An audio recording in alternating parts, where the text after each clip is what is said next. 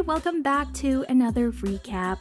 Today we're going to talk about Gypsy Rose Blanchard, Life After Lockup, and I'm going to assume that every single person watching this video right now knows Gypsy's story.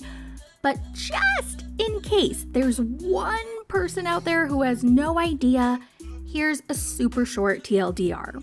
This is Gypsy Rose Blanchard. For the first 23 years of her life, she was a victim of Munchausen's by proxy. She suffered from horrible abuse by her mother, who basically made her sick, and she made her get all these unnecessary surgeries and procedures, and it was torture. Gypsy eventually figured it out, and then in 2015, when she was 23 years old, she convinced her then boyfriend Nicholas Godejean to kill her mother. The following year, she was sentenced to 10 years for second-degree murder. She served 7 of those 10 years and was released 3 years early on parole in December of 2023. And she came out a married woman. In 2020, during COVID, Ryan Scott Anderson wrote a letter to Gypsy, and he was super shocked when she actually wrote him back. It went from letters to phone calls to FaceTime, and they officially met for the very first time in person in July of 2021, and they got married in July of 2022. As her release date was getting closer and closer, she was trending all over social media. Everyone was talking about her, and they were all excited for her release. I don't even think she knew how famous she was until she got out. She immediately became like this sort of pop culture icon, and all these popular podcasts were dying to have her on their show. Like Gypsy Rose Blanchard calls me. We want to have her on canceled so bad. I fear we're going to have to go to wherever she is due to Parole. She was on GMA, The View, ET. She was in mainstream media. She was hanging out with super famous influencers. Remember? Can't bring me down. I'm on a high right now. I'm living my best life, and y'all can't take that away from me. And the D is fire. Oh my God, that was so cringe. Anyway, I remember this all happening, and it was wild. Okay, she became an instant influencer. She gained so many followers overnight, millions and millions. Everybody was rooting for her. But damn, that changed real quick. As Newton once said, what goes up must come down, and that's exactly what happened to Gypsy.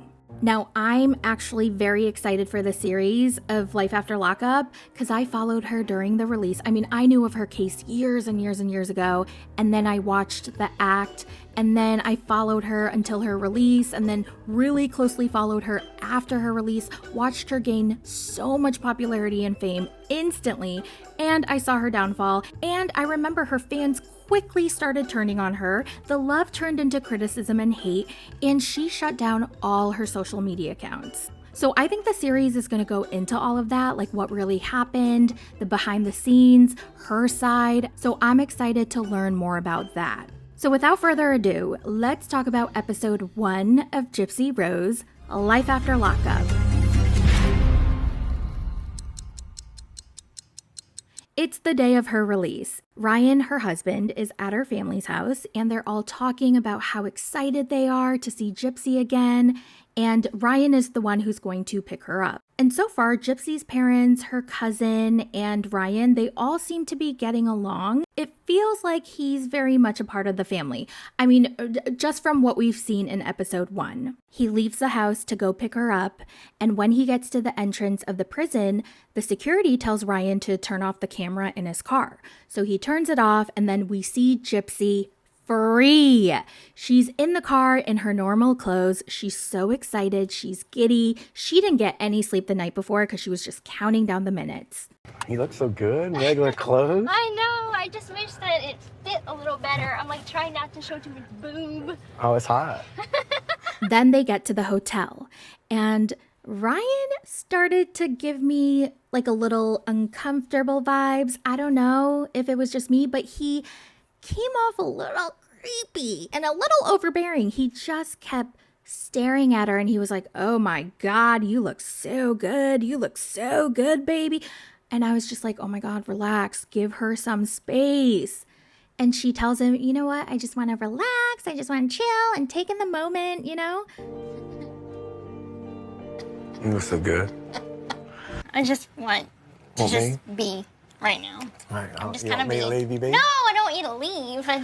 I'm trying to process. Okay. She really wanted some McDonald's fries, so he had gotten her fries, but it's stale because it's 3 a.m, but she eats them and she loves them. And they're on the bed and she's like, oh my God, what if I snore? And he goes, well, I'm just going to have to get you a sleep apnea mask then. And then he laughs like, ha ha ha ha. I don't know, because none of my I'm gonna roommates get you, ever I'm said gonna you get you a snore. sleep apnea mask, and then we'll really be that. And there's this moment where they're both like, oh, weird. Nope. I know you don't need that. The moment I said that, I thought, I'm not your mother. No. Well, that was awkward. Speaking of him not being her mother, I remember there was this whole thing online where people were comparing his picture with Dee Dee's picture, saying that they looked alike.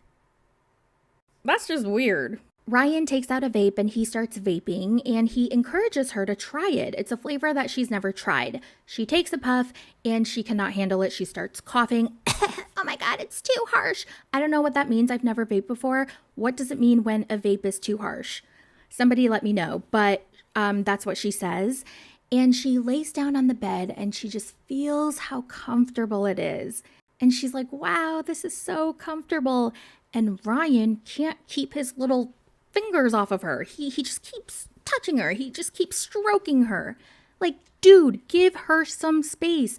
I mean, I don't understand if he's not understanding her body language, because her body language is clearly telling him, like, I'm a little uncomfortable. I need a little bit of space.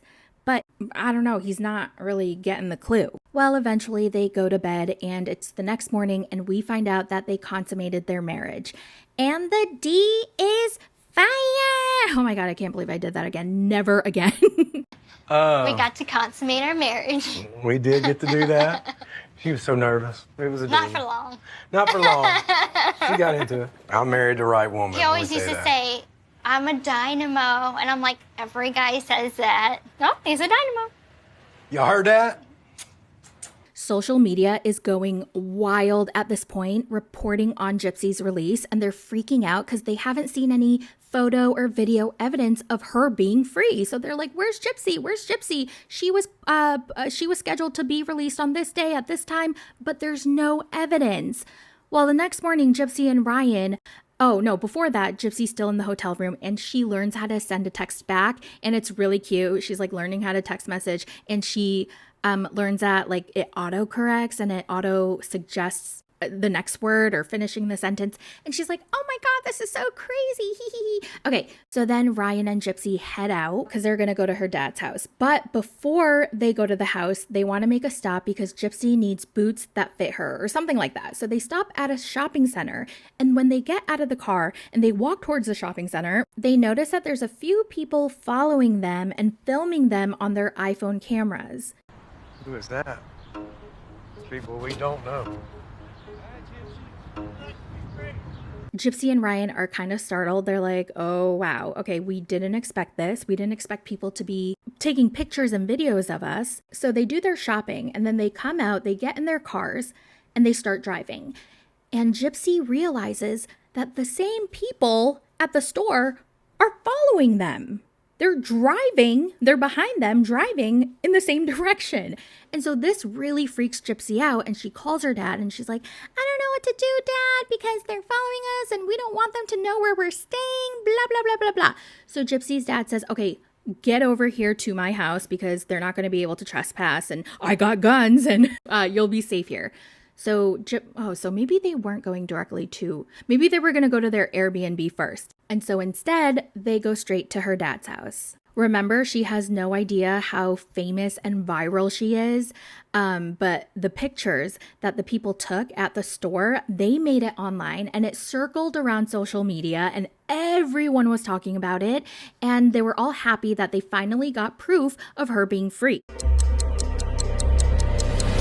We now have the details of Gypsy Rose Blanchard's prison release. And as she was leaving, people noticed that she did not have on any shoes. Because people were talking about and debating every single item that she had. Buying new shoes, Gypsy was asked if she has any plans. She's going to be going apparently to a Chiefs game and hoping to meet Taylor Swift. All we can hope is that Gypsy is happy and able to live her best life. Now, Gypsy has 2 parole officers, one in the state of Missouri and another one in the state of Louisiana where she'll be living. So, her Missouri PO calls her while they're in the car driving, and he goes, "Where are you right now? We heard that you're going to the Chiefs game." And Gypsy says, "Yeah, I got permission from my PO in Louisiana." And he says, "No, they want you to report immediately." So Gypsy has her PO on speakerphone so Ryan can hear all this. And as her PO officer is saying, "No, you need to report back immediately," Ryan makes his face like, he did not just say that. And he motions Gypsy to give him the phone. He's like, no, I know what's going on. Let me talk to him. Let me talk to the PO. I'm like, are you crazy? What, are you going to argue with her PO? Like, who do you think you are? Gypsy, where are you going right now? I We got notification that you're going to a Chiefs game this weekend. Is that correct? I had pre-okayed that with my parole officer way before. Right now we're headed to Kansas City. to meet her family. Okay, because they want you to report immediately. No, they don't.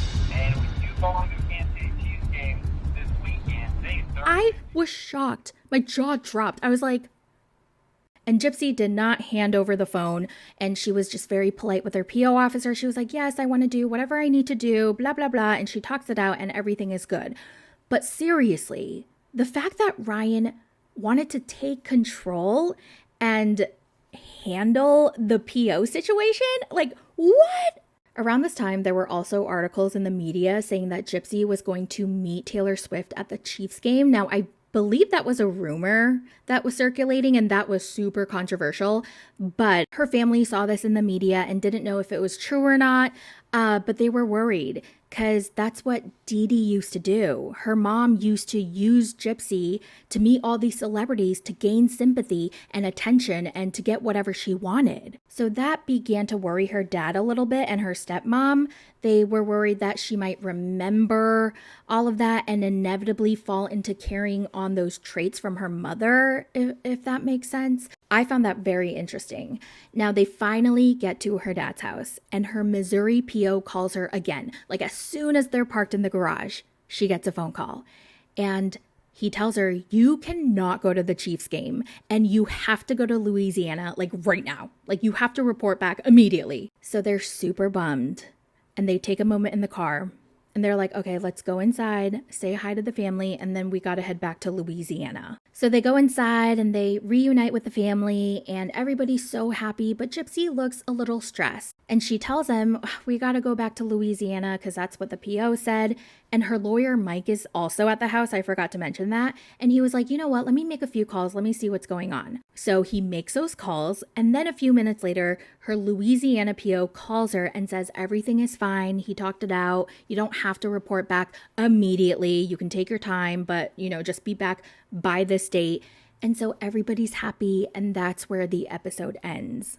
Hey guys, so I'm editing this video and I realized I missed an entire segment. I think it was like the last 10 minutes of the episode. I don't know what happened. I don't know if I fell asleep or I thought it was over, so I turned it off. But remember how I just said the Louisiana PO called her and said everything was fine and she didn't have to rush back?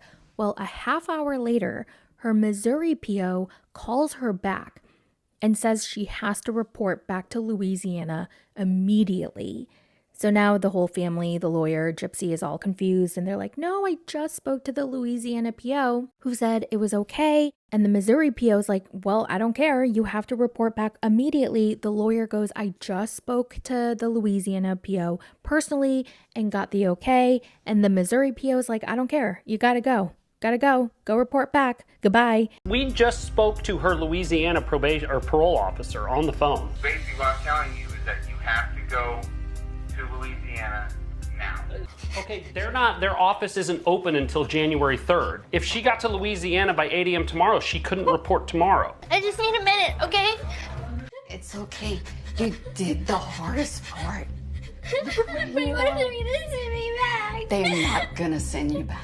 I thought it was a great first episode. I'm really curious to know, because I remember she ended up not going to the Chiefs game, and I think the Taylor Swift rumors started because she had said her dream, like a celebrity idol that she wanted to meet was Taylor Swift, and then somehow that rumor started that she was going to meet her, and then people were very divided on that because one side is in support of Gypsy. They see her as the victim who suffered for 23 years of torture under her mom. And the other side is very much against Gypsy. They don't like that she's famous and being praised and idolized and essentially glamorized. She's become an influencer, a pop culture icon. It is so weird. And everybody on that side is like, don't forget, she killed her mother. Okay, she is a murderer and you are making her famous. And then the other side is saying, yeah, but she was a victim. And then the other side is saying, but she is a murderer. So yeah, I think people are very divided on that topic. I feel like two things can be true at once. And I feel like in this case, it is. She is a victim and she also killed her mother. So yeah, what do you guys think? I want to know all your thoughts. Before I end this video, I wanted to give a quick shout out to Ultra's Garbage Media. She's a new, smaller creator. She's a new channel that I found who needs help reaching 1,000 subscribers so that she can start monetizing her videos. And I remember how important it is to get to that point so that you can start monetizing and making money off of all the time that you spend on creating your videos. She is also covering Gypsy Rose life after lockup. So yeah, help her get to 1,000 subscribers. And also, speaking of the 1,000 subscriber mark, Nikki Faces Reality is a channel who covers 90 Day Fiance, and she is also very close to 1,000 subscribers. And she covers a lot of 90 Day Fiance and other reality shows. I know she covered Love is Blind. Did she? I don't know. But check her out. She's also very close to 1,000 subscribers. So yeah, I hope you enjoy those two channels. And with that, I'm going to go. Let me know all your thoughts about Gypsy Rose. And I will talk to you in the next one. Bye.